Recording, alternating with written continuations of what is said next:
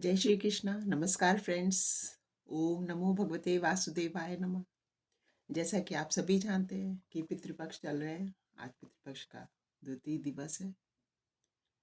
जीवन में हर प्रकार के लोग हैं, क्योंकि इसलिए हर प्रकार के लोग हैं क्योंकि हर के कर्म भी अलग अलग हैं।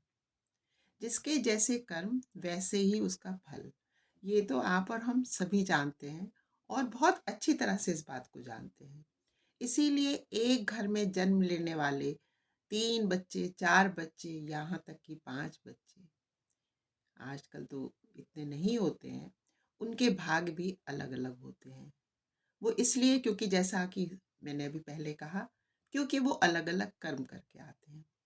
कर्म बंधन हेतु इस जन्म में वो अवश्य इकट्ठे होते हैं।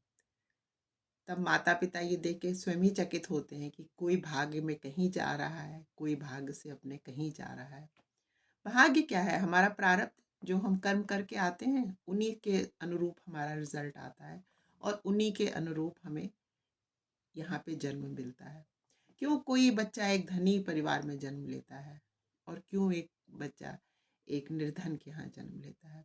ये सब बातें सोच के तो क्या सोचना। हम लोग जब पढ़ते हैं अपने धर्म ग्रंथ, अपने घरों में हम लोग महाभागवत पुराण कराते हैं, सुंदरकांड पढ़ते हैं, सबके घर में रामचरितमानस रहता है। तो ये सब चीज़ें तो उसमें विस्तृत रूप से लिखी गई हैं। बस इसीलिए कहा जाता है कि किसी से क्यों ईर्ष्या करना। यदि किसी को बहुत सुखी देखें तो समझ जाएं कि उसने निश्चित ही सुंदर कर्म करा है। और यदि हम स्वयं में कोई कमी देखें या स्वयं में हमें कोई पीड़ा हो तो हम समझ जाएं कि इस समय हमें उस चीज़ का फल मिल रहा है जो हम बुरा करके आए हैं। तो बस छोटी सी बात यही है, जिसे कहते हैं सारांश में, कि जो जैसा कर रहा है वो वैसा ही पा रहा है। तो देखना हमें केवल स्वयं की ओर है, क्योंकि ये हमारी स्वयं की यात्रा है।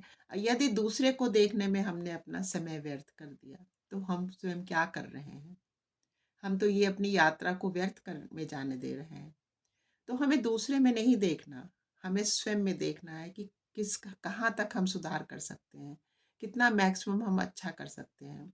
ये यात्रा कैसे हमारी सुगम और सार्थक हो सकती है, ताकि पुनरपि जन्नम पुनरपि मरणम के फेर से हम आगे निकल जाएं। बस आज के लिए छोटी सी बात है। जय श्री कृष्णा। नमस्कार। थैंक यू फ्रेंड्स, आपने ये मेरी बात सुनी।